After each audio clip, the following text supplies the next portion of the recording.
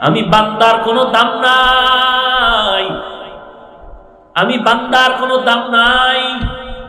কিন্তু আজ ভেনির নাভির মধ্যে মিজান ময়দানে এত মানুষ খানার জন্য আসে নাই, টাকার জন্য আসে নাই। এত মানুষ বসে আছে, বসার বিছানাটাও তেমন মানসম্মত নয়। এতগুলো মানুষ নিয়ন্ত্রণের জন্য দুনিয়ার কেউ যদি ডাকতেন, কত র‍্যাব, কত আইন শৃঙ্খলা বাহিনীর সদস্য লাগতো, সাথে কুকুরও প্রয়োজন হতো। কারণ মানুষের উপরে বিশ্বাস দুর্বল হয়ে গেছে, মানুষ বড় নিমক হারাম, বডিগার্ড সাহেবও বডির উপরে আঘাত করে। মানুষ মানুষের সাথে বেঈমানি করতে পারে, বিশ্বাস নাই, কিন্তু ভিন্ন মাখলুক কুকুর মানুষের সাথে বেঈমানি করে না। এজন্যই তো টাকা পয়সা দিয়ে কুকুর খরিদ করে এনেছে নিরাপত্তার স্বার্থে। এরপর মানুষগুলোকে নিয়ন্ত্রণ করা বড় কষ্ট হয়ে যেত। বসার জন্য কত ভিআইপি ব্যবস্থা লাগতো, কত খানার আয়োজন। একটু যদি উল্টা পাল্টা হতো তো চেয়ারের বাড়ি শুরু হয়ে যেত। অথচ এখানে খানার আয়োজন নাই, টাকার আয়োজন নাই, গাড়ি ভাড়ার কোনো প্রয়োজন নাই। এর নবীর উম্মতের দল, এই যে মোহাব্বতের নজরে সবাই বসে আছে, বিছানাটাও বড় দুর্বল। আপনাদেরকে যদি কেউ বিয়ার অনুষ্ঠানে দাওয়াত দিয়া এই চাটাই দিত, মোহাব্বতে কেমন জুতা খাইতো। কিন্তু এখানে যারা বসে আছে, কারো মনে কোনো কষ্ট নাই, নাই তো নাই। যদি জিজ্ঞাসা করা হয়, হে আল্লাহ পাকের বান্দা, আপনারা এখানে যে বসলেন, এই নরমাল বিছানায় কতক্ষণ বসে থাকবেন? আমার মনে হয় জিজ্ঞাসা যদি করি, আল্লাহর বান্দারা মুহাব্বতে বলবে, কোরআনের পাখির মাধ্যমে, আওয়াজের মাধ্যমে যদি আমাদেরকে সারা রাত রাখা হয়, আমরা মুহাব্বতে থাকতে রাজি। এত আকর্ষণ কেন? শুধু আল্লাহর কোরআন আর আমার পয়গম্বরের আদর্শের টান। কারণ আপনারা মাইকিং প্রচার মাধ্যমে শুনে আসতেছিলেন 13 তারিখ 12 তারিখ মিজান ময়দানে মাহফিল। কারা আলোচনা করবেন তাদের নামও শুনেছেন। গাড়ি ভাড়া করে আপনারা এসেছেন। হাফিজুর রহমান আসবে, আসার পরে যদি দেখতেন আমি সুন্দরভাবে দাড়িটা কেটে প্যান্ট শার্টটাই লাগায় বসছি, আল্লাহর মোহাব্বতে বলবেন, কাউকে খুশি করার জন্য না, বলেন আপনারা থাকতেননি কেন? আমি তো গতকালকের হাফিজি, গত বছর আসছি, এখন আসছি, চেহারাও পাল্টায় নাই, ওইভাবেই তো বসবেন না কেন? হ্যাঁ, हकीकत से तू दुनिया बेखबर है, दुनिया की नुमाइश पर नजर है। नमी गुयम के अज दुनिया जुदा बाश, वहर कारे के बाशी बा खुदा बाश। जिसते दुनिया अज खुदा गाफिल बुदर में कमाशो नुकरा हो फरजिंदुजा। নবীর আদর্শের আকর্ষণ আর কিছুই না রে ভাই, আমার মধ্যে কিছুই নাই। আমি একটা মাটির বানানো গোলাম, সমুদ্রের পাড়ের এক ফ্যামিলির আমি সদস্য রে বাবা। আজ এখানে আসলাম, এত সম্মান কেন? আমার ব্যক্তি স্ট্যাটাসের কারণে না, একমাত্র আল্লাহ পাকের কোরআনের আকর্ষণ। আমার ব্যক্তিগত মাতবরি বাহাদুরি। এজন্যই তো মুমিনের আদর্শ রে ভাই। আমি বান্দার যেহেতু কোনো দাম নাই, আমি বান্দাকে 2-4টা কথা যদি কেউ গালি দিয়া বলো, কষ্ট নেই না, কিছু জবাবও দেই। কিন্তু যেই কোরআনের কারণে আমি আজ এত সম্মানিত হইলাম, নবীর আদর্শের কারণে এত সম্মানিত হয়েছি, ওই আদর্শ নিয়া আর কোরআন নিয়া, ইসলাম নিয়া যদি কেউ এক তিল পরিমাণও যদি কেউ উল্টা দিকে প্রবাহিত হয়, চোখ দুইটা খোলা থাকা অবস্থায় কখনো তা মেনে নিতে পারি না।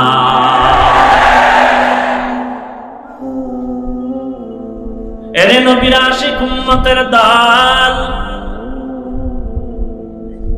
আল্লাহর কোরআন এমন দামি একটি কিতাব, যে কিতাব খুলে তাকায় দেখলেও সব।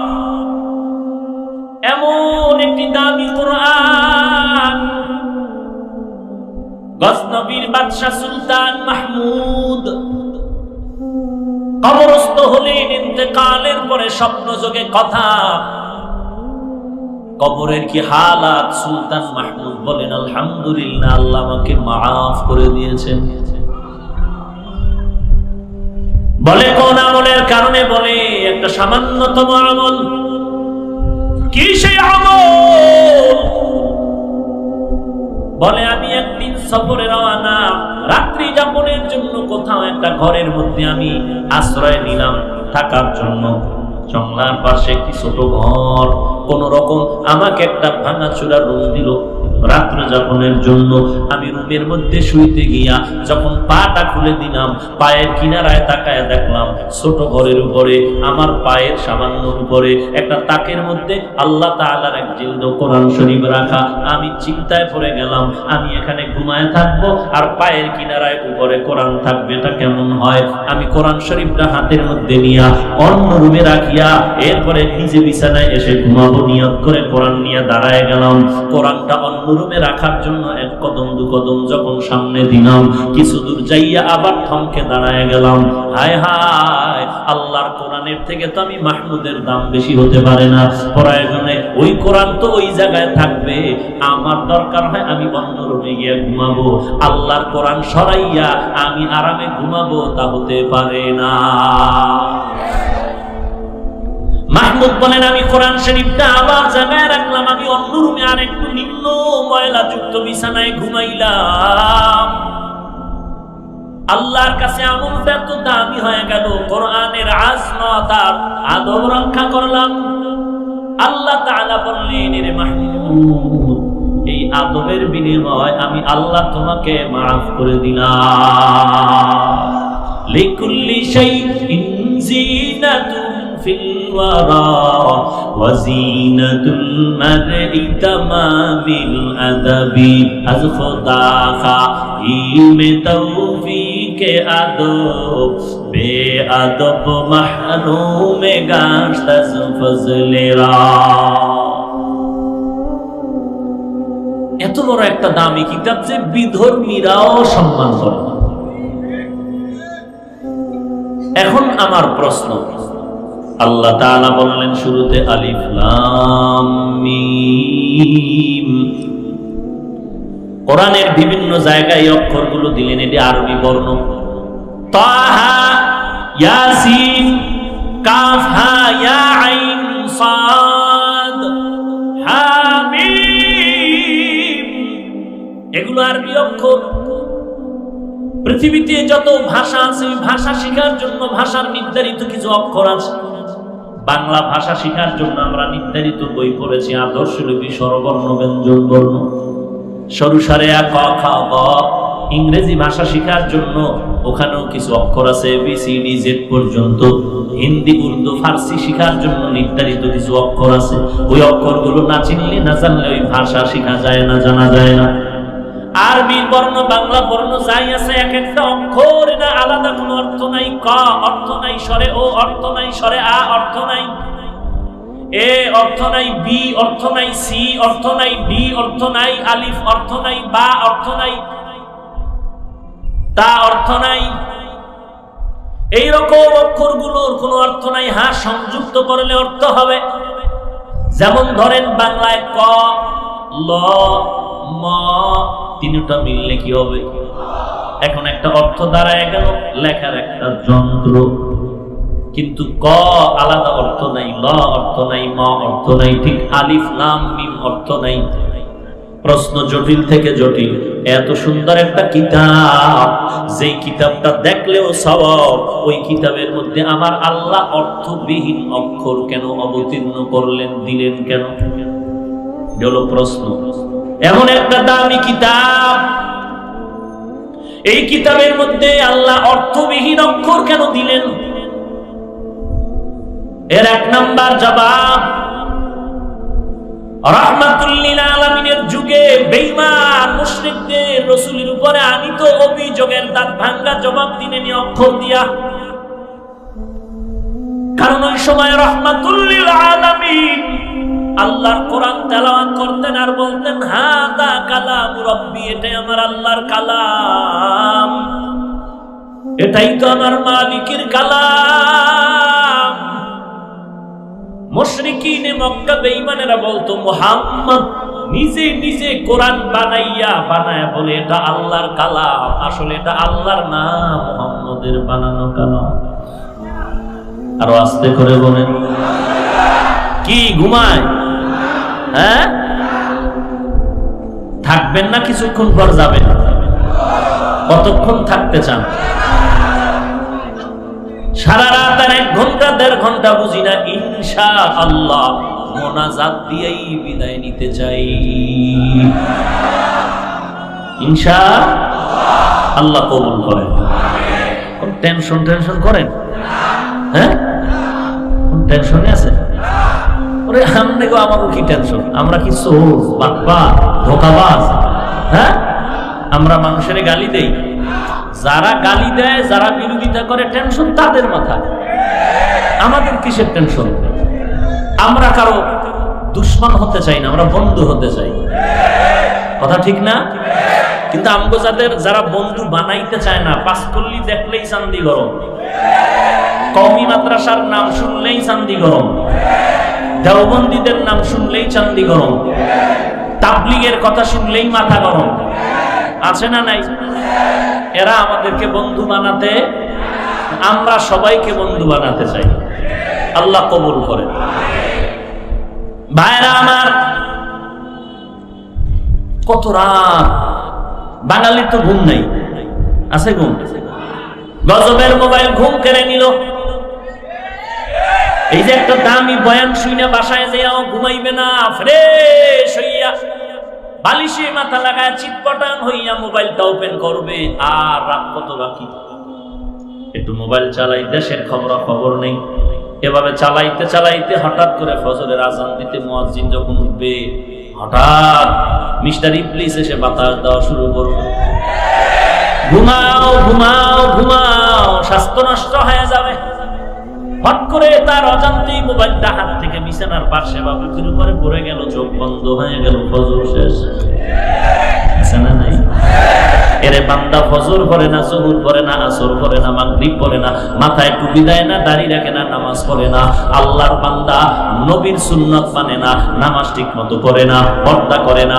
এমন কপাল রে ভাইজান, নিজেও টুপি পরে না, অন্য টুপি পরলে সহ্য করে না, নিজেও দাড়িটা লম্বা করে না, অন্য দাড়ি রাখলে পছন্দ করে না, নিজেও নামাজ পড়ে না, অন্যের নামাজ দেখতে পারে না, নিজেও পর্দা করে না, পর্দার বয়ানটাও শুনতে রাজি না, নিজেও কোরআন পড়ে না, অন্য কোরআন তেলাওয়াত করলেও শুনতে রাজি না। বরং বসে বসে যাদের মাধ্যমে মানুষগুলো দিনের দিকে আগায় যাবে, বসে বসে আলেমদের সমালোচনা, তাবলীগের বিরোধিতা, আল্লাহওয়ালাদের বিরোধিতা যারা করে, নামাজ নাই। যেই যুবক লেখাপড়া করে ডাক্তার হওয়ার টার্গেট নিয়ে আগাইতেছে ফেনী কলেজের মধ্যে, যেই যুবক ভাই আব্বা আম্মার ঘামের টাকা দিয়া ভর্তি হইয়া লেখাপড়া করতেছে, মা দোয়া করে, আল্লাহ আমার ছেলের তুমি প্রফেসর বানাও, ইঞ্জিনিয়ার বানাও, বড় দার্শনিক বানাও। আর ছেলে যদি ওই লেখাপড়া বাদ দিয়া বন্ধুদের আড্ডায় ভরিয়া মোবাইল চালায় চালায় সময় নষ্ট করে, আর কোনো গাঞ্জাখোরের বিরোধিতা করে না, যারা নামাজ পড়ে না তাদের পেছনে নিয়ে কোনো চিন্তা করে না, বরং নামাজীদেরকে গালি দেয়, আল্লাহওয়ালাদের গালি দেয়, আলেম ওলামাদের পেছনে পড়ে গীবত শিকায়াত করে, এমন বান্দা যদি বলে হুজুর দোয়া করবেন নামাজ না পড়লেও দিল পরিষ্কার, তোমার মতো বান্দাটাকে বাটপার বললে গুনাহ হবে না। हकीकत से तू दुनिया बेखबर है, दुनिया की नुमाइश पर नजर है। नमी गुयम के अज दुनिया जुदा बाश, बाहर कारी के बाशी बा खुदावा। আমরা তো আলেমকে বলিনি, আলেমকে গালি দিব কেন? আলেম আমাদের কলিজা। উলামায়ে কেরাম যে যেই লাইনে থাক, এলেমের বন্ধনে একটা কলিজার মতো। এজন্য ঢাকা এয়ারপোর্টে যখন যাই, কক্সবাজার যাব, সিলেট যাব, চট্টগ্রাম যাব, তখন অনেক আলেম ওলামা বক্তা দেখা হয়। সেদিনও দেখলাম যে আমারে দেখলেই কয় কাফের। বসে আছে, কাছে গেলাম, সালাম দিলাম, বুকে লাগাইলাম, ভাইজান এত গালি কেন হজের প্যান্ডেলে দেন?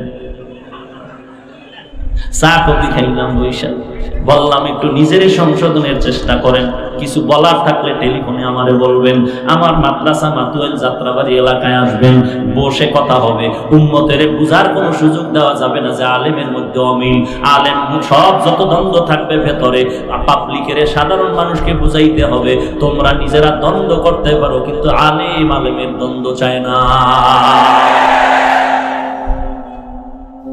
যার মাথায় টুপি আছে আলেম, কোরআন মানে, কোরআন পড়ে, হাদিস পড়ে, রাসূলের তরিকায় চলে, তারে তো আমরা বাজে কথা বলবো না। হ্যাঁ, এরপরে যদি বলে কেউ আহলে হক ওলামায়ে কেরাম যদি বলে, সেটা হিংসার নজরে না।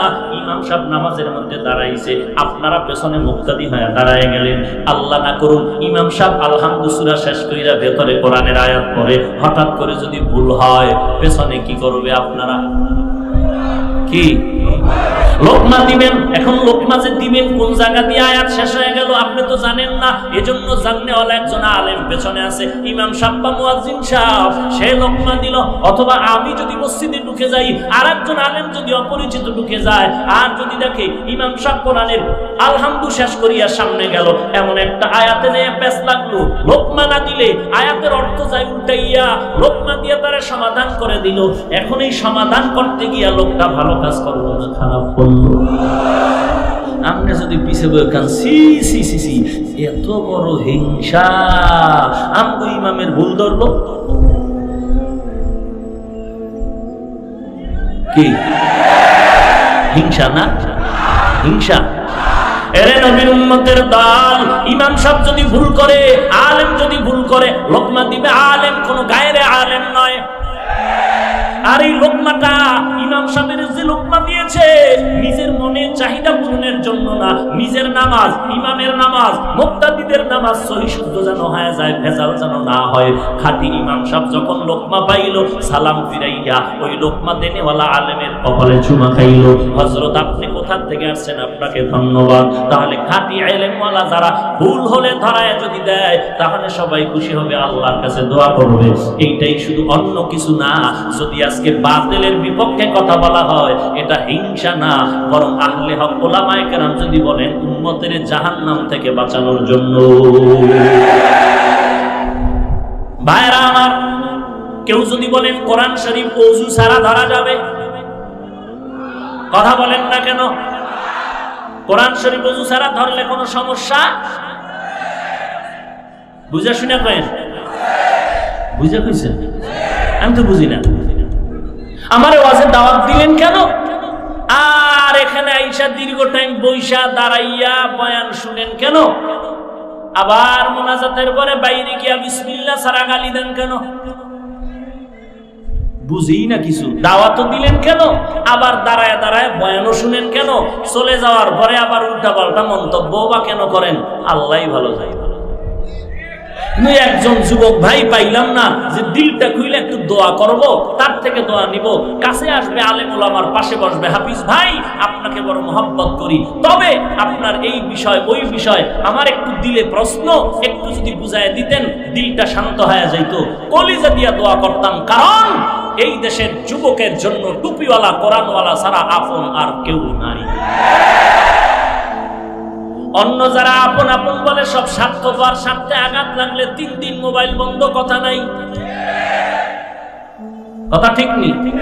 কিন্তু উলামায়ে কেরাম যুবকের এতটাই যে আপন, কোনো দালাদলি নাই, কোনো পক্ষ বিপক্ষ নাই। অযুবক ভাই, আপনি শুধু মনে করতেছেন ফেনী বাড়ি আপনার, ফেনী এলাকায় কলেজে পড়েন, আপনার দিলটা তো ছোট রাখলে হবে না, দিলটা বড় রাখতে হবে। আমি এদেশের একজন শিক্ষিত নাগরিক হয়ে ডাক্তার হব, ইঞ্জিনিয়ার হব, জাতি অপেক্ষায় আছে আপনার থেকে কিছু উপকার নেওয়ার জন্য। আর জাতির জন্য যদি সুনামের সাথে উপকার করে মরতে চাও, দিলটা ছোট রাখলে হবে না, বড় রাখতে হবে। আর দিলটা বড় রাখিয়া পক্ষ নাই বিপক্ষ নাই, যারা রসুলের লাইনে আছে, তরিকা আছে, তাদের বুকে লাগাইয়া দোয়া করো, দোয়া নাও। আমি চাই দেশের প্রত্যেকটা যুবক এমন হতে হবে যে দেখবে সেই যেন দিল খুলে অন্তত এতটুকু বলে, ছেলেটা ভদ্র, ছেলেটা খুব সভ্য, এটাই দোয়া। হাত উঁচু করে দোয়া লাগবে না, ছেলেটা ভালো, এটাই দোয়া। কেউ যেন এই কথা না বলে যে ছেলেটা বড় খারাপ। আমার একটা দেশের যুবকের উপরে যেন এই অপবাদ কেউ দিতে না পারে। একজন রিক্সার ড্রাইভারও যেন একটা যুবকের দেখলেই যেন দোয়া করে, বলে কেমন, তুমি ফেনী এলাকার থেকে কলেজে যাওয়ার জন্য রিক্সায় উঠে বসছো, যাইতে ভাড়া লাগবে 5 টাকা, তুমি কও আমি দিব 3 টাকা। দ্বন্দ্ব করবা না রে বাবা, কলেজের ভিতরে তোমার বাবা কত টাকাই না খরচ করিয়া তোমার লেখাপড়া করায়, আবার তুমি বাম হাত দিয়া বাবার পকেটের টাকা চুরি করে কত বন্ধু বান্ধবী নিয়ে আড্ডা করো। এত টাকা ব্যয় করার পরে রিক্সার ড্রাইভারের সাথে 2 টাকার জন্য কেন ঝগড়া করো? কেন ঝগড়া করো? বরং মুরব্বি দেখলে 5 টাকার ভাড়া 10 টাকা দিবা। কিয়ামত পর্যন্ত তুমি যদি মরে যাও, ওই দাড়িওয়ালা মুরব্বি দিলটা খুলে দোয়া করবে, ছেলেটা বড় ভালো বাবার সন্তান। ওই মুরব্বির দোয়া তোমার কপালে যদি লেগে যায়, ইনশাআল্লাহ এই জমিনে ডাক্তার তো অভাব নাই, তবে সুনাম ধন্য ডাক্তার বড় অভাব। যুবক ভাই, আমি পায়ে হাত রেখে বললাম, আল্লাহকে সাক্ষী রেখে বললাম, কোনটা কৃত্রিমতা না, বানাওটি না, কথাগুলো দিল থেকে বলতেছি রে যুবক। তুমি কিসের হিসাব মিলাও, কিসের দূরত্ব বজায় রাখো, কিসের মাঝখানে স্কিলটা ফালাইছো? তাবলীগ বুঝি না, চরমোনাই বুঝি না, উজানি বুঝি না, সারসিনা বুঝি না, বাহাদুরপুর বুঝি না, জনপুরি বুঝি না, ফুরফুরা বুঝি না, আওয়ামী লীগ বিএনপি বুঝি না, কওমি বুঝি না, আলিয়া বুঝি না, সকলের হিসাব রাতের বেলা এক। আমরা সবাই এক আল্লাহর গোলাম, আখিরি নবীর উম্মত, আমরা মুসলমান। এরে নবীর উম্মতের দান, দুনিয়াতে এসেছি সবাই এক নাকি আলাদা? আপনারা লুঙ্গি পরে আসছিলেন, দুনিয়াতে এসেছি সবাই এক। আপনাদের আমাদের আল্লাহ, আপনার আল্লাহ ভিন্ন, আপনার আমার নবী সবাই একমত তো? আপনার আমার আল্লাহ এক, নবী এক, কোরআন, কাবা, কালেমা কি আপনাদের কালেমা আলাদা? সবার এক। দুনিয়ার থেকে যাওয়ার বেলায় কাফনও কয়টা? নারীদের 5টা, পুরুষের হবে 3টা। শুধু ফেনী এলাকার ধনী লোকের জন্য একটা বেশি, রিক্সার ড্রাইভারের জন্য একটা কম। তাহলে কাফনের কাপড়ও সমান, শুধু কালার হবে আলাদা। কারো কাফনের কালার হবে সবুজ, কারো কাফনের কালার হবে কালো, কারো কাফনের কালার হবে লাল। কি হবে? সব। ওরে আল্লাহর বান্দা, তো মাঝখানে কেন কালার দিয়া দ্বন্দ্ব করো? সবুজ দিলি না কেন? লম্বা দিলি কেন? কল্লি টুপি মাথায় দিলি কেন? গোল দিলি কেন? লম্বা দিলা কেন? উঁচা দিলা কেন? নিচু দিল কেন? ওরে বাঙালি কপাল যে তুই যে খারাপ, যারা টুপি মাথায় দেয় না এদের নিয়ে কোনো চিন্তাই নাই, যারা টুপি দেয় এদের নিয়ে শুধু দ্বন্দ্ব। চিন্তা করছেন? যারা নামাজ পড়েই না এদের নিয়ে কোনোই চিন্তা নাই, যারা নামাজ পড়ে এদের নিয়ে খালি ধাক্কা ধাক্কা। তুমি নাবির নিচে হাত পাতলা কেন? মাথায় বাম। আস্তে আমিন বললা কেন? জোরে আমিন বলে মসজিদ গরম করে দাও। অথচ যারা নামাজ পড়েই না এদের নিয়ে চিন্তা নাই যে নামাজি বানানো যায় কেমনে। যারা নামাজ পড়ে ও নাবিতে বাদুক না কেন, বুকের উপরে বাদুক না কেন, না বেঁধে যদি হাত 2টা ছেড়ে দেয় তারপরে তো নামাজ হয়ে যাবে। দ্বন্দ্ব কেন করো? যারা নামাজ পড়ে না তাদের নিয়ে চিন্তা করো, সওয়াব হবে। যারা টুপি মাথায় দেয় না, টুপিওয়ালা বানানো যায় কেমনে, চিন্তা করো, সওয়াব হবে। ওরে আল্লাহর বান্দা, এই চিন্তা প্রত্যেক মানুষের করা দরকার। বিশেষ করে আল্লাহ আমাদেরকে যে সম্মানের জায়গায় বসাইছেন বক্তা হিসাবে, আমাদের হিসাব দিতে হবে। কারণ আমি একা একা চিন্তা করি, আল্লাহ যে আমাকে এখানে বসাইলেন, আমার থেকে বড় ইলমওয়ালার অভাব নাই, কণ্ঠওয়ালার অভাব নাই। আল্লাহ যে আমাকে এত সম্মান দান করলেন, এর হিসাব দেওয়া লাগবে না? আমি যে বয়ান করতেছি কেন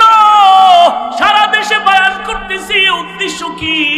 আমি বয়ান তো করতেছি আর জোহরের নামাজ, জুমার নামাজের পরে বয়ান, আসরের নামাজের পরে বয়ান, আবার এখানে বয়ান, এভাবে প্রতিদিন 12 মাস বয়ান। আমার বয়ানের একটা টার্গেট থাকতে হবে, টার্গেট ছাড়া কাজ করে পাগলে। রাস্তার এই মাথা থেকে সে মাথায় দৌড়ায়, আবার হাসে আবার কান্দে, কোনো চিন্তাই নেই, কোনো উদ্দেশ্যই নাই। কিন্তু একটা সচেতন মানুষের উদ্দেশ্য থাকতে হবে। শুধু আমি হাফিজুর রহমান না, বাংলার জমিনে যত বক্তা বয়ান করে, যারা উম্মতের বয়ান করে করে শোনায়, এদের একটা দায়িত্ব নিয়ে চলতে হবে, চিন্তা রাখতে হবে আমি যে বয়ানটা করতেছি আমার উদ্দেশ্যটা কি। বয়ানের উদ্দেশ্য যে যাই নিয়ে নেক না কেন, কিন্তু মূল উদ্দেশ্য থাকতে হবে উম্মতের জাহান্নাম থেকে বাঁচাইয়া জান্নাতের পথে উঠাইয়া দেওয়া। এই উদ্দেশ্য নিয়ে বয়ান করতে হবে, আর কোন উদ্দেশ্য না। এরপরে আবার রাতের বেলা ঘুমাইতে গিয়া হিসাব মিলাইতে হবে, আমি যে একটা বছর বয়ান করলাম, রেজাল্ট কি হলো? আমি যে জাহান্নাম থেকে উম্মতের বাঁচাইয়া জান্নাতের পথে মানুষের দাওয়াতের বয়ান শুনাইলাম, রেজাল্টটা কি হলো? এই 1-2 বছরের মধ্যে দেখা দরকার। আমার বয়ানের মাধ্যমে, ক্ষুদ্র খেদমতের মাধ্যমে একজন কি টুপি ছাড়া বান্দা টুপিওয়ালা হয়ে গেল নাকি? দাড়িবিহীন বান্দা দাড়িওয়ালা হয়ে গেল নাকি? আমার বয়ানের খেদমতের মাধ্যমে একজন বেপরদাওয়ালা বান্দা পর্দাওয়ালা হলো কিনা? আমার বয়ানের খেদমতের মাধ্যমে একজন বেনামাজি নামাজি হলো কিনা? আমার বয়ানের মাধ্যমে দুনিয়ার পোশাক বাদ দিয়া মদিনার আদর্শের পোশাকটা লাগাইলো কিনা? আমার বয়ানের খেদমতের মাধ্যমে সুদ খানেওয়ালা ব্যক্তি সুদ ছাইরা হালাল পথে আসলো কিনা? যদি দেখি আলহামদুলিল্লাহ, সংখ্যায় যদিও 2-1 কম যদি হইয়া থাকে, ইনশাআল্লাহ আমার বয়ানের উদ্দেশ্য সফল। ইখলাস নিয়ে চলতে পারলে এটাই হবে নাজাতের ওসিলা। আর বয়ান করতেছি কোনো চিন্তাও নাই, হিসাবও নাই, এটা কোনো উদ্দেশ্য হতে পারবে না রে বাবা। এরে নবীর আশিক উম্মত, কাফের বেঈমানেরা নবীর উপরে অভিযোগ দেয় মুহাম্মদ নিজে নিজে কোরআন বানায় বলে আল্লাহর কালাম। কি একটু সুযোগ দিবেন বলার? থাকবেন, ঘুমাইবেন না তো, ঘুরবেন রাস্তাঘাটে, দরকার কি? বসে বসে একটু দিনের কথা শুনি। কি যুবক ভাইরা রাজি ইনশাআল্লাহ? আল্লাহ আপনি কবুল করেন। আরো জোরে বলেন। এরে নবীর উম্মতের দল, বেঈমানেরা বলে মুহাম্মদ নিজে নিজে কোরআন বানায় বলে আল্লাহর কালাম। আল্লাহ পাক আলিফ লাম মিম দিয়া জবাব দিলেন, এই মক্কার মুশরিকের দল, যদি মুহাম্মদ নিজে কোরআন বানাইতো তাহলে মুহাম্মদ নিজেই জানতো আলিফ লাম মিমের অর্থ কি। মুহাম্মদ নিজেই যেহেতু জানে না, এই কথাটাই প্রমাণ হলো মুহাম্মদের বানানো কোরআন না, এ কোরআন হলো আমার আল্লাহর কালাম। কার কালাম? এটাই তো আল্লাহর কালাম। আল্লাহ জবাব দিলেন আলিফ লাম মিম। মুশরিকদের দাঁত ভাঙ্গা জবাব দিলেন। এখন যদি কেউ প্রশ্ন করেন মুহাম্মদ কেন আলিফ লাম মিমের অর্থ জানে না, তার সংক্ষিপ্ত জবাব হলো মুহাম্মদ আলিমুল গায়বের মালিক না। গায়বের ইলমের মালিক কে? আরো জোরে বলেন। কুল লা ইয়ালামু মান ফিস সামাওয়াতি ওয়াল আরদিল গায়বা ইল্লাল্লাহ। হে নবী, উম্মতেরে জানায় দেন, আসমানের বাসিন্দারা কেউ গায়ব জানে না, জমিনের বাসিন্দারা কেউ গায়ব জানে না। কে জানে? আর জোরে বলেন। আলিমুল গায়বি ওয়াশ শাহাদাতি হুয়ার রাহমানুর রাহিম।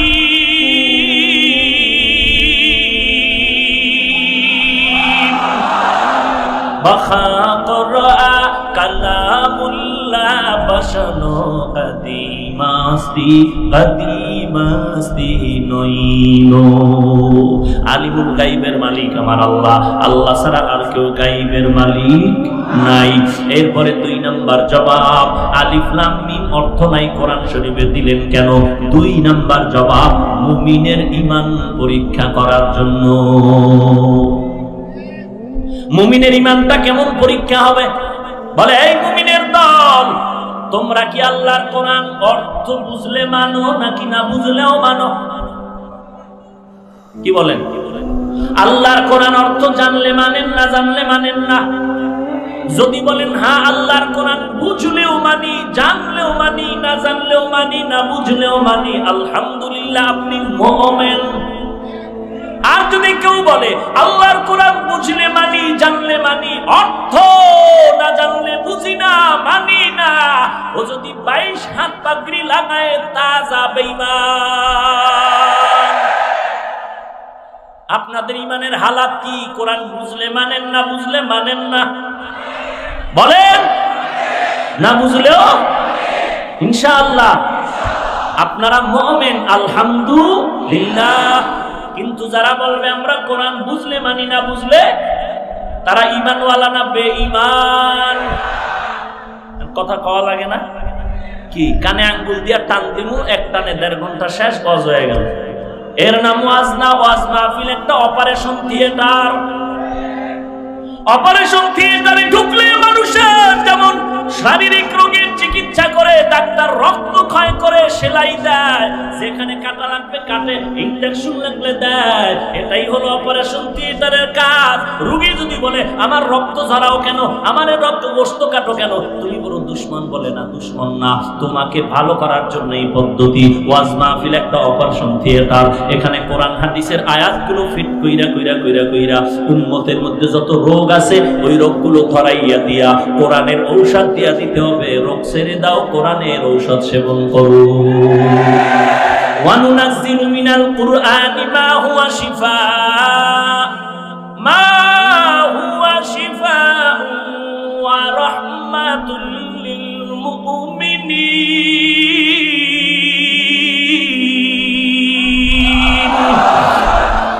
আল্লাহ বলেন আমি কোরআন অবতীর্ণ করলাম বারবার ঔষধ। কি ঔষধ?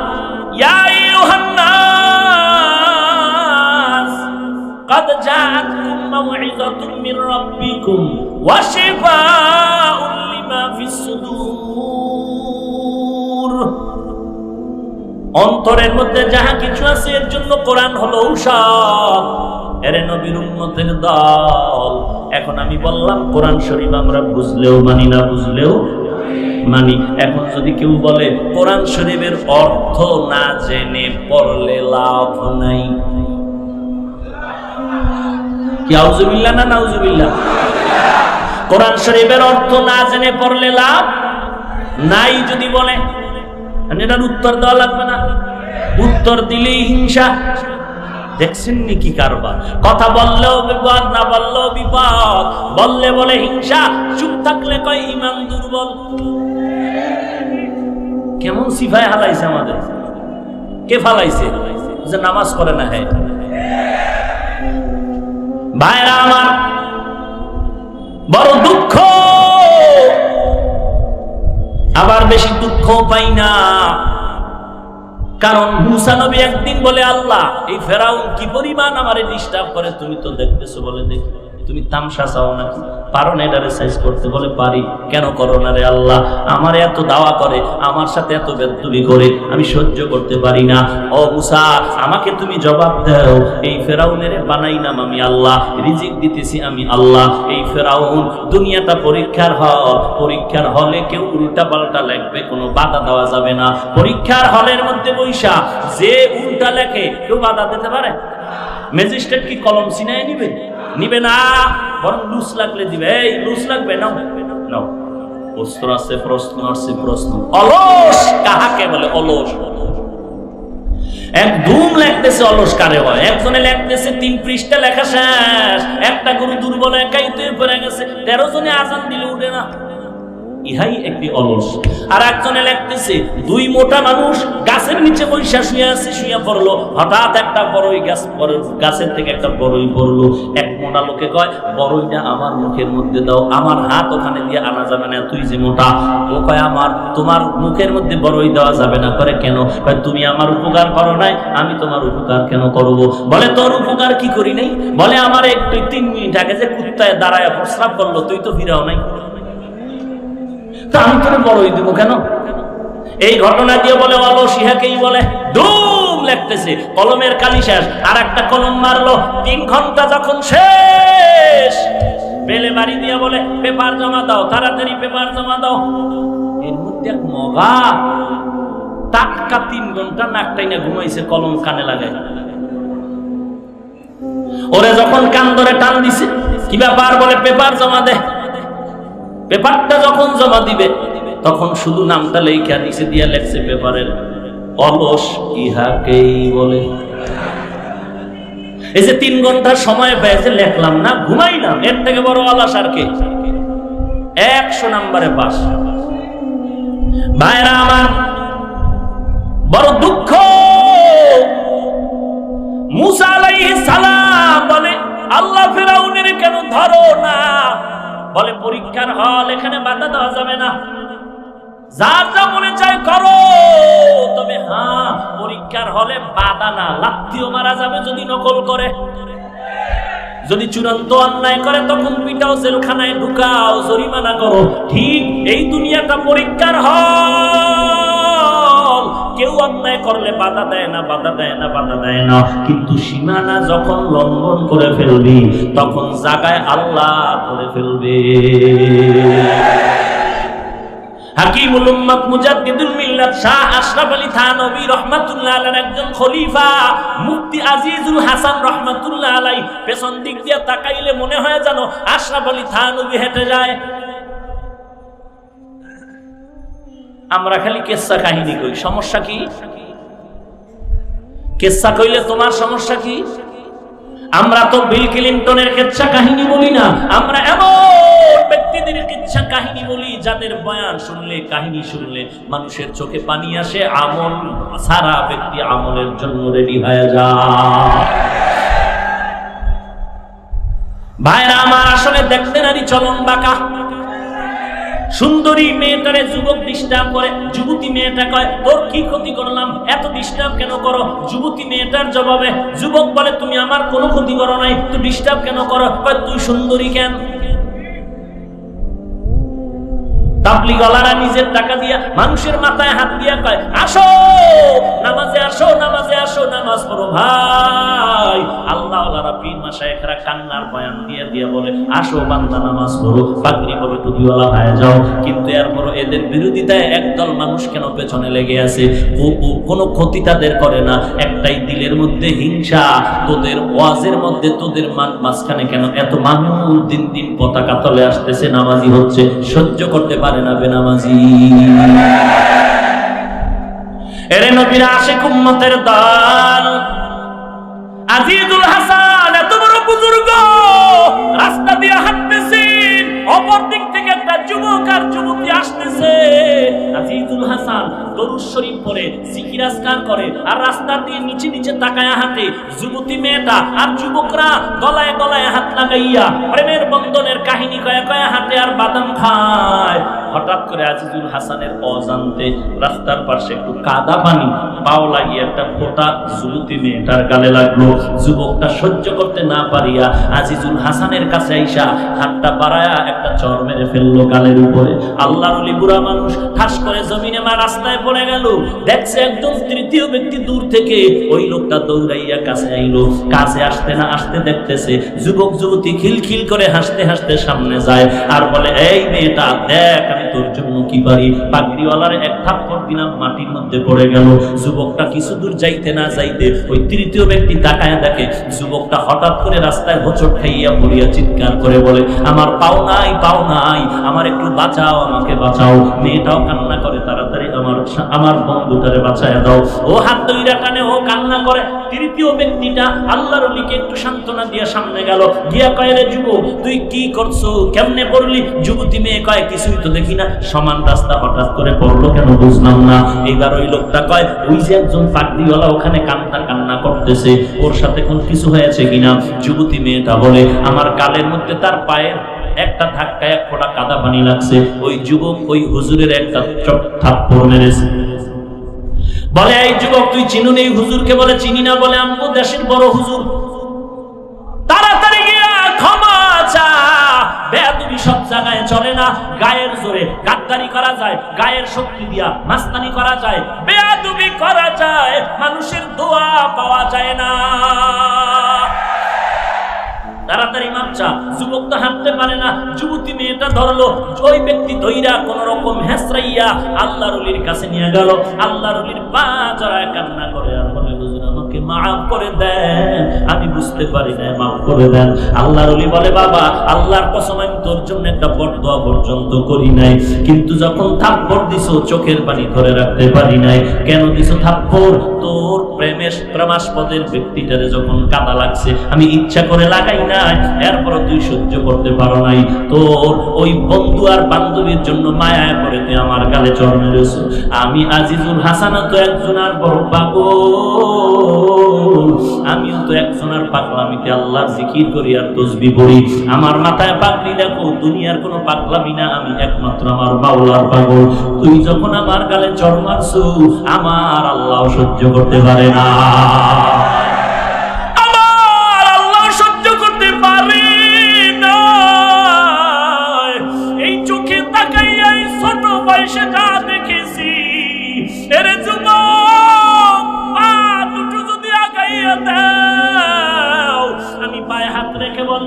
মুরব্বীদের সাথে বেয়াদবি করিস না।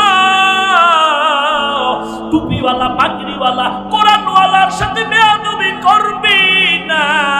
যদি টুপিওয়ালা তাহাজ্জুদে দাঁড়াইয়া চোখের পানি ছেড়ে দেয়, তুই একা ধ্বংস হবি না, তোর টোটাল ফ্যামিলি ধ্বংস হয়ে যাবে।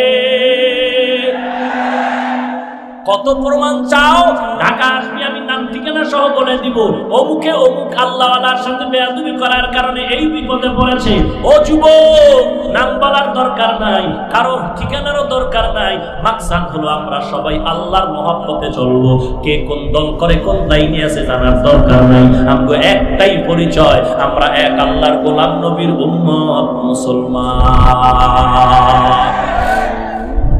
ভাইরা আমার, আল্লাহর কোরআনের অর্থ না জেনে পড়ে লাভ নাই, এই কথায় আপনারা একমত বলেন? তাহলে যদি কেউ বলে এটা মানা যাবে, এখন আমি তাকেই যদি প্রশ্ন করেন যে বলে কোরআনের অর্থ না জেনে পড়লে লাভ নাই, তাকে জিজ্ঞাসা করেন আলিফ লাম মিমের অর্থ কি বলো?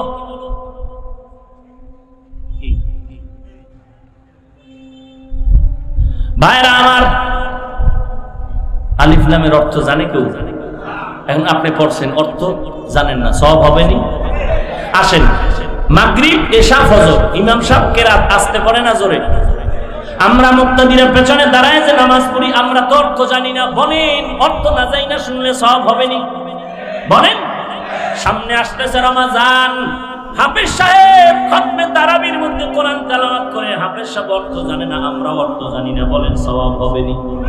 যদি কেউ বলে কোরআনের অর্থ না জানিয়া পড়লে লাভ নাই, খতমে তারাবি বাদ দিয়া দাও।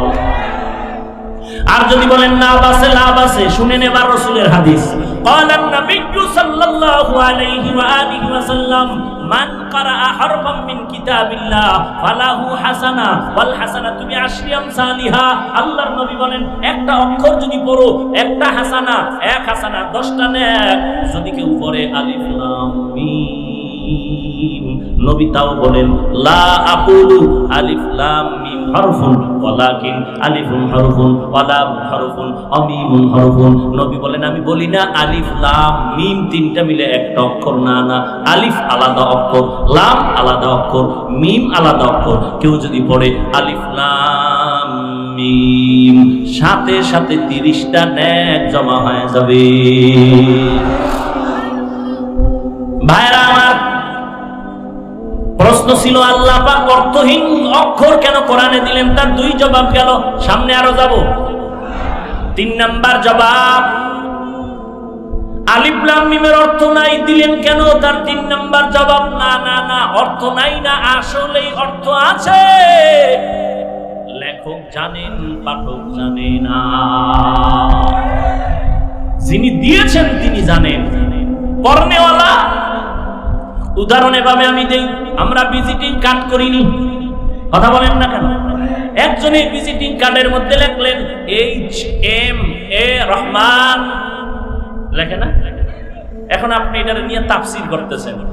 H মানে হাজী সাহেব, M মানে মাওলানা, এ মানে আব্দুর রহমান স্পষ্ট তুই কার্ডে লেখছে কয় কি কও বলে তাফসীর করতেছি তোমার এই কার্ডে বলে কি তাফসীর করো বলে এইচ দিয়া বুঝাইলাম হাজী সাহেব বলে 13 বার দোয়া ইউজ করো কেন বলে আমার বংশ কেউ হজ করে নাই তাহলে তুমি এইচ দিয়া কি বুঝাইতে চাও বলে এইচ দিয়া বুঝাইলাম আমি বংশগত হাওলাদার এম দিয়া কি করেছো বলে মাওলানা 13 বার ইস্তেগফার পর জীবনে মাদ্রাসার বারিন্দা ধাক্কা খেয়েও ঘুরি নাই ভুলেও যাই নাই মসজিদের ভিতরে বলে গরু ঢুকছে গরু মুয়াজ্জিন দিছে ফিডা মালিকা ধমক বেদব গরুরে ধমকাইলা কেন এ বুঝা কিছু এ তো হট করে ঢুকছে আমার কোনোদিন ঢুকতে দেখছো এ গরু তো বুঝে না হট করে ঢুকে গেছে আমার দেখছো ঢুকতে আমি তো শিক্ষিত শয়তান ঢুকি নাই এরে নবীর উম্মতের দান জীবনে পড়ি নাই অতএব এইচ এম এ রহমানের অর্থ যিনি লেখছেন তিনি জানেন আলিফ লাম মিম আলিফ লাম রা কাফ হা ইয়া আইন সাদ এই অক্ষরগুলোর অর্থ অবশ্যই আছে খালেক আমার আল্লাহ জানেন মাখলুকাতেরা কেউ জানে না আরো আগাবো ইনশাআল্লাহ এবার শেষ জবাব আমার নবীও এই অক্ষরের অর্থ জানেন তো উম্মতের জানাইলেন না কেন একমাত্র কারণ বন্ধুর সাথে বন্ধুর গোপন কথা বলার পাসওয়ার্ড গোপন নাম্বার কি নাম্বার গোপন নাম্বার এই যুবকেরা তোমাদের আছে না গোপন নাম্বার বাথরুমে দুই কাওয়ালের মধ্যে লেখে H+S কই লেখছে চিন্তা করে কি পণ্ডিত বাথরুমে গিয়ে লেখালেখি এত কাগজ ওলা বয়া রয়েছে কাগজে লেখে না বাথরুমে আলিফ লাম মিমের সমাধান কি পাইলাম অর্থ আছে না নাই কে জানেন তাহলে প্রশ্ন সমাধান হয়ে গেল অর্থবিহীন অক্ষর আল্লাহ কোরআনে দেন নাই এরপরে আলোচনা যালিকাল কিতাব করব না ছেড়ে দিব থাকবেন না চলে যাবেন দেখি তো কারা কারা থাকবেন না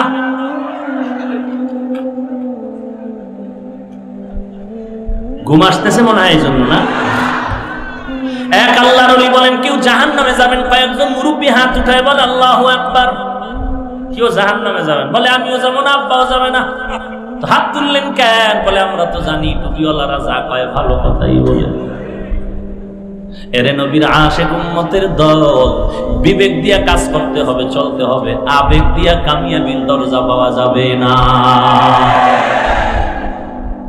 যালিকাল কিতাব ভালো করে খেয়াল করেন আমরা কোন একটা দূরের জিনিসকে ইঙ্গিত করতে বলি ওই কাছের জিনিসকে বলি কি এই এটারে ওই আরবিতে বলে যালিকা নিকটের জিনিস এই এটাকে আরবিতে বলে হাদা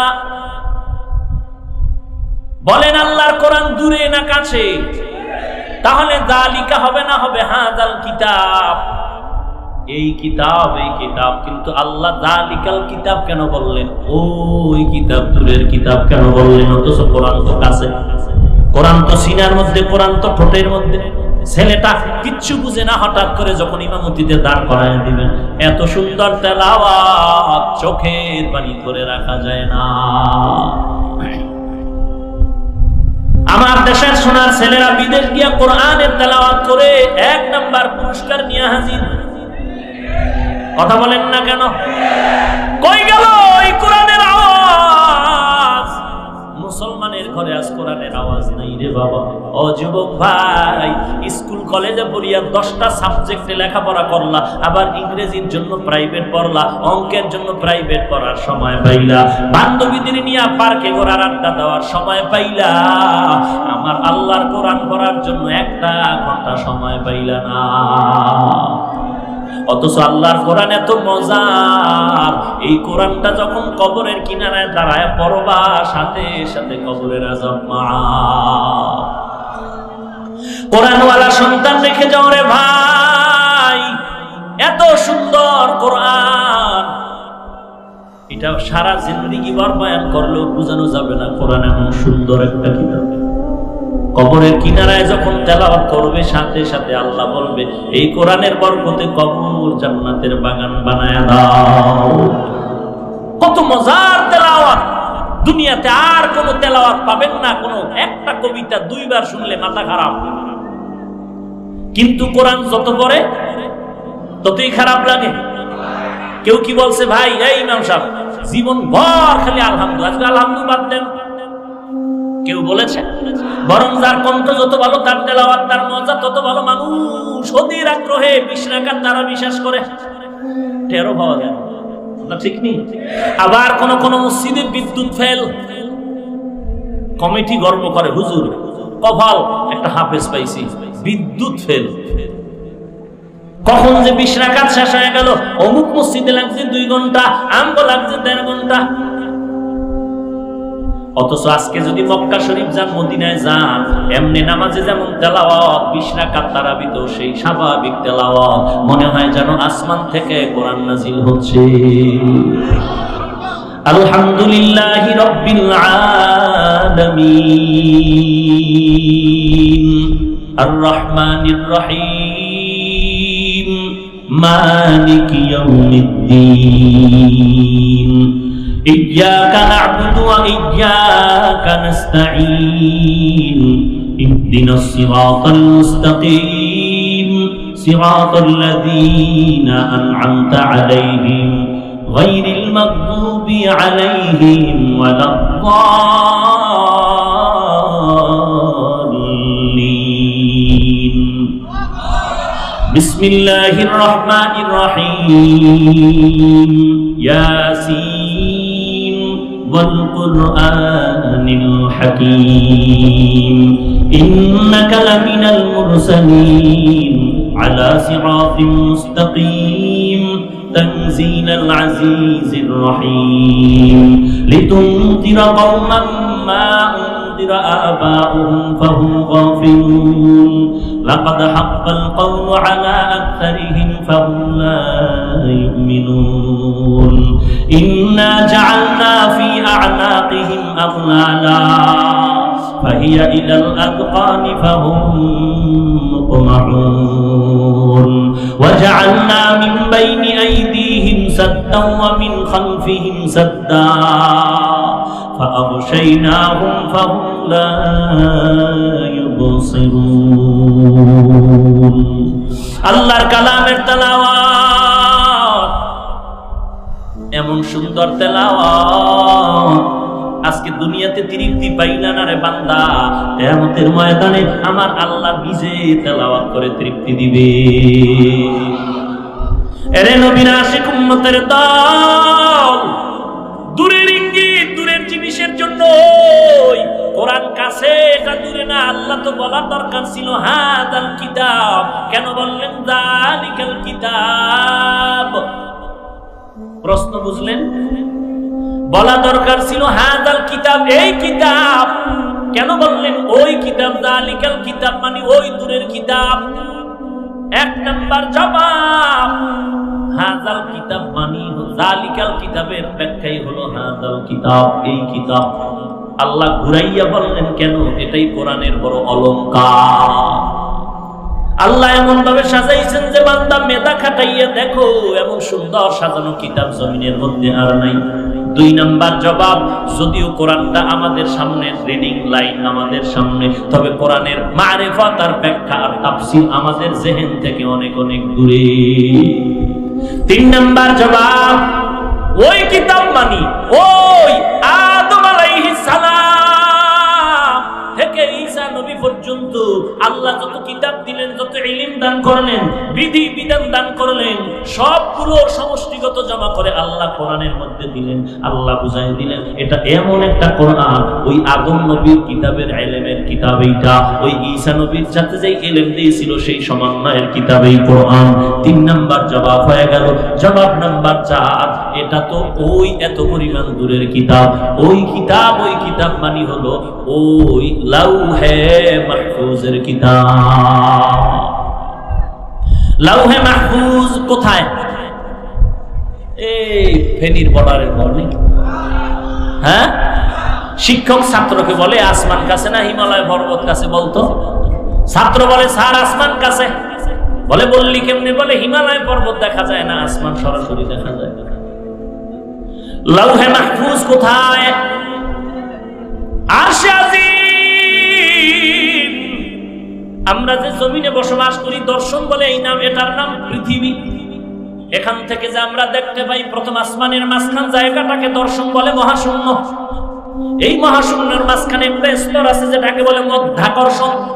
ওখানে স্যাটেলাইট তৈরি করে রাখছে, যা রেখে দিবি উপরেও যাবে না নিচেও যাবে না, মিডল পয়েন্টে থেকে যাবে। ওখান থেকে স্যাটেলাইট দুনিয়ার খবর নিয়ে সেন্টারে দেয়, সেন্টার আমাদের কাছে খবর পৌঁছায় দেয়। মায়ার নবী বলেন, আমি মেরাজে যখন রওনা হয়ে গেলাম বাইতুল্লাহ থেকে বাইতুল মাকদিস, ওখান থেকে প্রথম আসমানে চলে গেলাম। আসমানে গিয়া এই যে মহাশূন্যটার দূরত্ব হলো 500 বছরের পর, আমি প্রথম আসমানে গিয়া দেখলাম 2টা দরজা লাগানো, দরজার মধ্যে তালা মারা, দরজাগুলো জমরাত দিয়া কুত পাথর দ্বারা বানানো, আর দরজার তালা হলো নূরের তৈরি তালা। ভেতরে দারোয়ান আছে। জিবরাইল বললেন দরজা খুলো, বললে কে? বলে আনা জিবরাইল। ওয়াম্মা, তোমার সাথে কে? বলে হুয়া মুহাম্মদ। ভেতরের দারোয়ান ফেরেশতা বলে আসার অনুমতি আছে নাকি? বলে আছে। বলে তালা খোলো। ভেতরের দারোয়ান বলে চাবি তো আমার কাছে নাই। বলে তো চাবি কি? বলে চাবি হলো বিসমিল্লাহির রহমানির রহিম। নবীজি বলেন আমি তালা খুলে ফেললাম, ভেতরে ঢুকলাম। আসমানের মধ্যে 2টা দরওয়াজা কেন? হাদিস শরীফে রাসূল বলেন এক দরওয়াজা দিয়া মুমিনের আমল আরশে আজিমে চলে যায়, আর একটা দরজা দিয়া মুমিনের জন্য রিজিক জমিনের মধ্যে আসে। এই জন্য খাঁটি মুমিন যখন ইন্তেকাল হয়, আসমান কাঁদে, দরওয়াজা দুটোটা কাঁদতে থাকে। কান্নার মাঝে মাঝে নমুনা দেখা যায়, হালকা হালকা আকাশে বৃষ্টি আল্লাহ ওয়ালার ইন্তেকালে দেখা যায়। নবীজি বলেন প্রথম আসমানে ঢুইকা দেখলাম বিশাল আসমান। বলে কেমন বড়? 500 বছরের মোটা। নবীজি বললেন ওখান থেকে আমি আবার বের হয়ে গেলাম, উপরে গিয়ে দেখি এইরকম আর একটা মহাশূন্য, 500 বছরের দূরত্বের ফাঁকা। পেরিয়ে গেলাম দ্বিতীয় আসমানে, ওখানেও 2টা দরওয়াজা। তালা খুললাম, ভেতরে ঢুকলাম। ঢুকার পরে সব আল্লাহর কুদরত দেখলাম। ওই আসমানটাও 500 বছরের মোটা। এই আসমানটা দেখার পর আবার উপরে গেলাম, আর একটা মহাশূন্য দেখলাম, 500 বছরের দূরত্ব। এগুলো পেরিয়ে গেলাম 3 নাম্বার আসমানে। তৃতীয় আসমানে গিয়া 2টা দরজা তালা খুললাম, অনুমতি নিয়া ভেতরে ঢুকলাম, আল্লাহর কুদরত দেখলাম। এরপরে আবার 3 নাম্বার আসমান পেরিয়ে চলে গেলাম মহাশূন্য। মহাশূন্য পেরিয়ে 500 বছরের পথ পেরিয়ে গেলাম কত নাম্বার আসমান? 3 নাম্বার। চতুর্থ আসমান। চতুর্থ আসমানের মধ্যে গিয়া দেখলাম গোটা দুনিয়াকে সূর্য যে আলো দেয়, ওই সূর্যটা চতুর্থ আসমানে লাগানো আছে। সারা দুনিয়াতে যে সূর্য আলো দেয়, ওই সূর্যটা চতুর্থ আসমানের মধ্যে লাগানো। আমি পয়গম্বর সূর্যটা লাগানো দেখলাম। উপরে 3টা আসমান, নিচেও 3টা আসমান, মিডল পয়েন্টে আল্লাহ সূর্য রাখছেন। আমগো যুক্তি মতো যদি একটু টান মারিয়া উপরে উঠাইয়া দিতেন, সূর্যের তাপের অভাবে জমিনটা বরফ হয়ে যেত। আবার যদি একটু নিচে ধাক্কা দিয়া নামায় দিতেন, সূর্যের তাপে পুরা জমিনটা পুরিয়া ছাই হয়ে যেত। একজন্য দেখবেন দুনিয়ার জমিনের মধ্যে যেখানে সূর্যের আলো বেশি, 12 মাস গরম আর গরম, গরম আর গরম। আবার যেখানে গিয়ে দেখবেন উত্তর মেরুতে যাবেন, ওখানে সূর্যের আলো কম, নদীর পানি পর্যন্ত বরফ হয়ে যায়, ঠান্ডা ঠান্ডা ঠান্ডা ঠান্ডা। আল্লাহ এমন জায়গায় সূর্যটা রাখলেন, কিয়ামত পর্যন্ত এই সূর্য আল্লাহ বান্দার ডিউটি পালন করবে আল্লাহর অর্ডারে, আজ পর্যন্ত বেয়াদবি করে না। ওই সূর্য বিজ্ঞানীরা বলে এই জমিনটা যত বড়, এর থেকে 13 লক্ষ গুণ বড়। কিন্তু আমি বলি বিজ্ঞানীদের থিওরির মধ্যেও ভুল আছে, কারণ বিজ্ঞানীরা আজ পর্যন্ত পৃথিবীর যথেষ্ট পরিমাণ আয়তন নির্ণয় করতে পারে নাই। তার দলিল কি? সূরা কাহাফের মধ্যে জুলকারনাইনের ঘটনা আছে। জুলকারনাইন গোটা দুনিয়ার শাসক। ওই জুলকারনাইন উত্তর মেরুতে চলে গেলেন। উত্তর মেরুতে গিয়ে দেখলেন 2 পাহাড়ের পাদদেশে একটা ফাঁকা জায়গা, ওখানে মানুষ বসবাস করে। পাহাড়ের ওই পাশের একদল দানব আইসা এদের উপরে হামলা করে। এদেরকে কোরআনের ভাষায় বলে এরা এজুজ নজুজের বংশধর। বাদশাহ জুলকারনাইন লোহা দিয়া প্রাচীর নির্মাণ করে পাহাড়ের পাদদেশের ফাঁকা আটকায় দিলেন। মুফাসসিরিনে কেরাম বলেন ওই ইয়াজুজ মাজুজের বংশধরেরা প্রতিদিন সকাল থেকে সন্ধ্যা পর্যন্ত দেওয়ালটা ওই পার্শ্ব থেকে চাটে, সন্ধ্যা যখন হয় তখন ফিরে যায়, হালকা পাতলা রেখে বলে কালকে আইসা চাটবো, পরের দিন আইসা দেখে আগের মতো মোটা হয়ে গেছে। মুফাসসিরিনে কেরাম বলেন যেদিন আল্লাহর অর্ডার হবে এদিকে আসার, সেদিন তারা বিকাল বেলা যাওয়ার আগে বলবে ইনশাআল্লাহ আগামীকাল আইসা আমরা শেষ করে ফেলবো, পরের দিন আইসা ইনশাআল্লাহর বরকতে দেখবে আর দেওয়ালটা মোটা হয় নাই, ওটাকে চেটে চেটে শেষ করিয়া এপারে আসবে। এদিকে আইসা ওরা মানুষকে ধরবে আর খাবে, মানুষকে ধরবে আর খাবে। ওরা কেউ 60 হাত লম্বা, কেউ 40 হাত লম্বা, কেউ 30 হাত লম্বা। বিজ্ঞানীরা বলে এত স্যাটেলাইট চালাইলাম, রকেট চালাইলাম, বিমান চালাইলাম, এত কিছু চালাইলাম, আজও পর্যন্ত বের করতে পারলাম না ইয়াজুজ মাজুজ কেমনে খায়, কেমনে ঘুমায়, কি করে, আজও পর্যন্ত বের করতে পারলাম না। কয়েক বছর আগে পত্রিকায় খবর আসছিল রাশিয়ার মধ্যে একটা আগুনের গোলা বের হয়েছিল, আগুনের গোলা। ওই আগুনের গোলা এখান থেকে জমিনে পড়া মাত্র আগুনের একটা গোলা জমিনে পড়লো, রাশিয়াতে মানুষ বের হয়ে গেল। ওই আগুনের গোলাপ থেকে মানুষ বের হয়ে হাঁটে চলা করে। রাশিয়ান প্রশাসন খবর পাইয়া দ্রুত আগাইতে লাগলো, অস্ত্র শস্ত্র নিয়ে যখন গেল দেখে যত সামনে যায় আগুনের গোলাটা পেছনে যায়। শেষ পর্যন্ত চতুর্দিক থেকে যখন বের দিল তখন আগুনের গোলাটা মানুষ ঢুকে গেল, উপরে উঠে গেল। এরা বিমান দিয়া ধরার চেষ্টা করলো, হঠাৎ অদৃশ্য হয়ে গেল। কেউ কেউ বলে এরাই ছিল ইয়াজুজ মাজুজের বংশধরেরা, এর নবীর উম্মতের দল। এই পৃথিবীটা যত বড় এর থেকে বড় 13 লক্ষ গুণ হলো সূর্যটা বড়। আর আমরা যে আকাশের চাঁদ দেখতে পাই, এই চাঁদ হলো পৃথিবী নামক গ্রহ থেকে 50 গুণ ছোট। এ কারণে সূর্য গ্রহণ লাগলে কেউ দেখে কেউ দেখে না, কিন্তু চন্দ্র গ্রহণ লাগলে কেউ দেখে কেউ দেখে না, কারণ পৃথিবী নামক গ্রহ থেকে এই চন্দ্রটা 50 গুণ ছোট আর সূর্য হলো 13 লক্ষ গুণ বড়। এ কারণে সূর্য যদি কোথাও গ্রহণ লাগে গোটা দুনিয়াটা অন্ধকার হয়ে যায়। এই সূর্যটার কত বড় নেয়ামত আমাদের জন্য। আল্লাহ কোরআনেও বলেন এই সূর্য আমি বছরের ক্যালেন্ডার বানায় দিলাম, বাংলা ইংরেজি মাস গণনা করো, বাৎসরিক ক্যালেন্ডার বানায় দিলাম সূর্যটারে, আর আরবি মাসের ক্যালেন্ডার বানায় দিলাম আকাশের চাঁদেরে। আকাশের চাঁদ দেখা দেখা আরবি গণনা কর, আর দুনিয়ার অন্য গণনা করবি চন্দ্র সূর্যের হিসাব কইরা কইরা। ভাইরা আমার, নবী বলেন এই সূর্য আরো কি নিয়ামত। বলে জমিনের মধ্যে সূর্য, সূর্যের মধ্যে 7টা কালার আছে, রং আছে। মাঝে মাঝে দেখবেন পূর্ব দিকে যখন বৃষ্টি হয় দিনের বেলা, রাতে না, পূর্ব আকাশের দক্ষিণ কর্নারে একটা পাইপের মতো দেখবেন, সাগরের মধ্যে পাইপ লাগায় মনে হয় যেন পানি তুলে, এটাকে বলে রং ধনু। সূর্যের আলো লেগে এটা রং বেরং হয়ে যায়। এই সূর্য এত বড় খাদেম এই দুনিয়ার মানুষের জন্য। আমরা যত জমিনের ফসল খাই, আমরা যত গাছের ফল খাই, এই যত ফসল আর ফল খাই, এগুলোর রং লাগায় সূর্য, আর এগুলোর স্বাদ বাড়ায় দেয় চাঁদ। সূর্য আলো দেয়, সূর্য রং বানায়। এজন্য দেখবেন আম গাছ লাগাইয়া যেই সাইডে সূর্যের আলো বেশি ওই দিকের আমগুলো কালার বেশি, যেই পার্শ্বে সূর্যের আলো কম ওই পার্শ্বের আমের কালার কম। রাতের বেলা তাকায় দেখবেন যেই সাইডে আমের মধ্যে চাঁদের আলো বেশি ওই সাইডের আম মিষ্টি বেশি, যেই সাইডের মধ্যে তাকায় দেখবেন চাঁদের আলো কম ওই সাইডের আম মিষ্টি বড় কম। পয়গম্বর বলেন এই সূর্যটা দেখলাম চতুর্থ আসমানে টানানো। আল্লাহর নবী বলেন আমি মেরাজের রাত্রে এগুলো দেখার পরে আবার সামনে গেলাম, যাবনি আর উপরে যাব। পয়গম্বর বলেন আমি চতুর্থ আসমান পেরিয়ে উপরে উঠলাম, উপরে উঠার পরে দেখলাম আর 500 বছরের দূরত্ব মহাশূন্য, এটা পেরিয়ে গেলাম পঞ্চম আসমান, ওখানে ঢুকলাম, 2টা দরওয়াজা, 2 দরজা দিয়ে ঢুকা আবার পঞ্চম আসমান ছায়ের করলাম, 500 বছরের মোটা শেষ করে আবার মহাশূন্য পারায় গেলাম 6 নম্বর আসমানে, এটাও 2 দরজা দিয়ে ঢুকলাম, 500 বছরের মোটা। এরপরে গেলাম মহাশূন্য পেরিয়ে সপ্তম আসমানে, সপ্তম আসমানটাও 500 বছরের মোটা। এরপরে চলে গেলাম সপ্তম আসমানের উপরে গিয়া দেখলাম একটা কাবা, যার নাম হলো বাইতুল মামুর, ফেরেশতাদের কাবা। মুহূর্তে মুহূর্তে মুহূর্তে ওই নূরের ঘর বাইতুল মামুর 70,000 ফেরেশতা এক সিরিয়ালে তাওয়াফ করে। আজকে যারা সুযোগ পাইল কিয়ামতের আগে আর তাদের সিরিয়াল আসবে না। এবার চিন্তা করেন কি পরিমাণ ফেরেশতা আল্লাহ বানাইছে।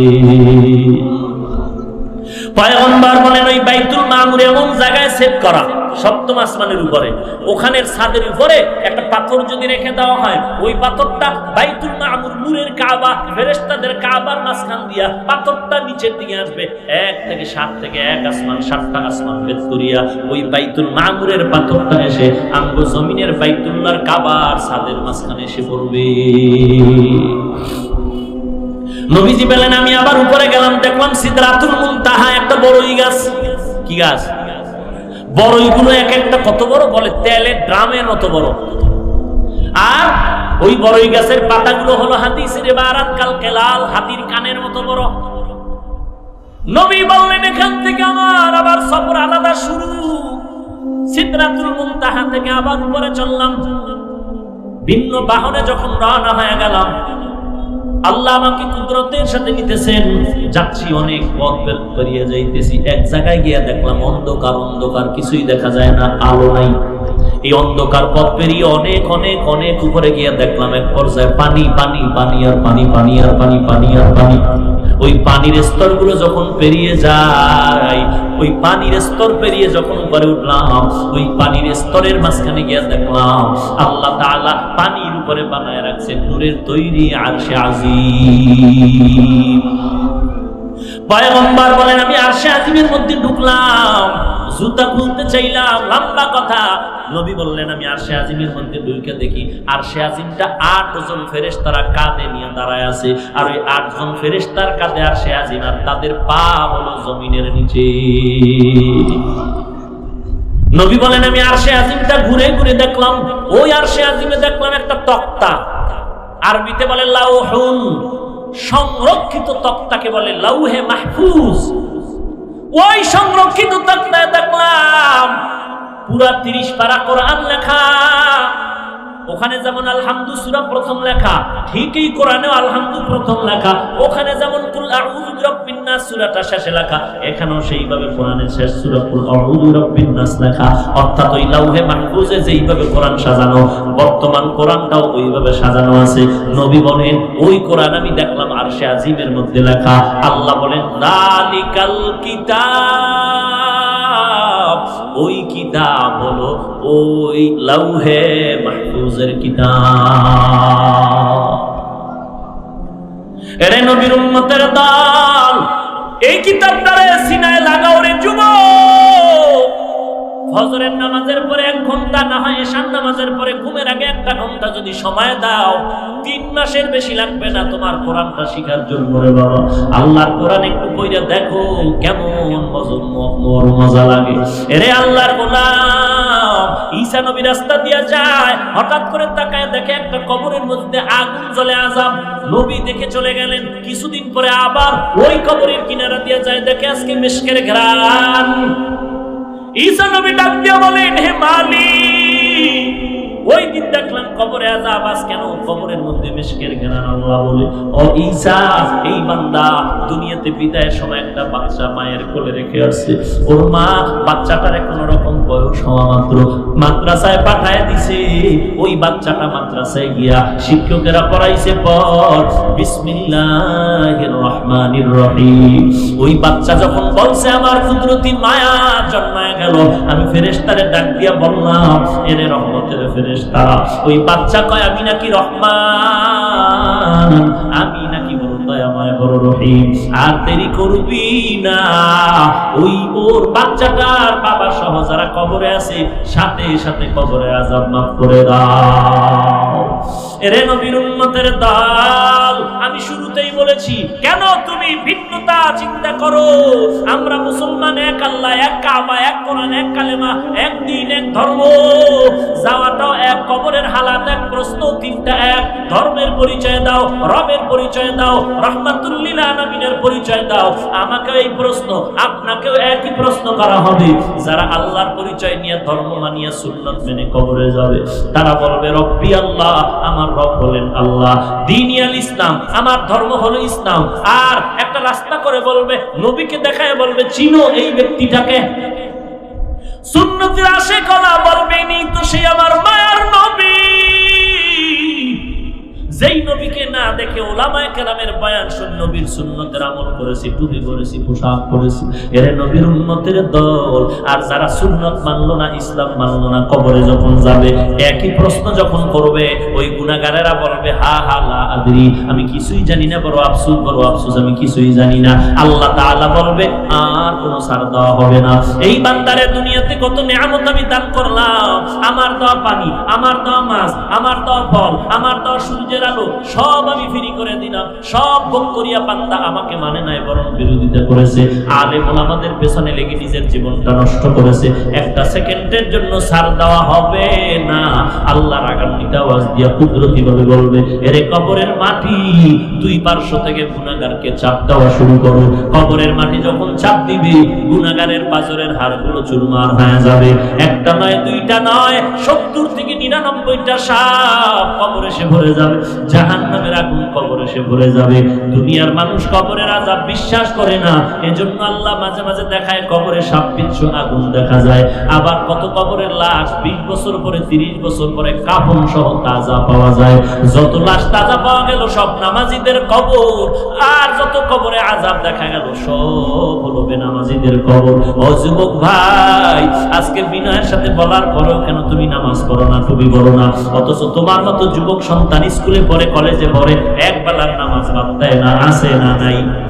আরে আবার police, BDR, doctor, professor, engineer নামাজ বাদ দেয় না, অভাব নাই। এরে আল্লাহর বান্দা যুবক, তুমি কেন পারবা না? তওবা করো। দুনিয়াটা কিছুই না, এখানে বসছেন, ঘর পর্যন্ত যাওয়ার গ্যারান্টি নাই। আল্লাহর কাছে তওবা করেন আর মাপ চান। আল্লাহ আর নামাজ ছাড়বো না, বেপরদায় চলবো না, মা বাবাকে কষ্ট দিব না, আলেম ওলামাদের বিরোধিতা করে আমল নামায় গুনাহ জমা করবো না, আর কোনদিন সুন্নতের বিপরীত চলবো না, সহিভাবে কোরআন পড়ে 5 ওয়াক্ত নামাজ পড়বো, মুরব্বিদের দোয়া নিয়ে চলবো, বেয়াদবি করবো না। তওবা করার যদি নিয়ত হয়, খাঁটি তওবার নিয়তে দুটো হাত আল্লাহকে দেখা দাও। আয় আল্লাহ, সবার হাত আপনি কবুল করে নেন, তওবা কবুল করে নেন, তওবার উপরে মজবুত হয়ে চলার তৌফিক দান করেন, আমাদের ঈমান আমল মজবুত করে দেন। আয় আল্লাহ, সহিভাবে কোরআন পড়ার তৌফিক দান করেন, আদবওয়ালা বিনয়ী জিন্দেগি দান করেন। আমিন।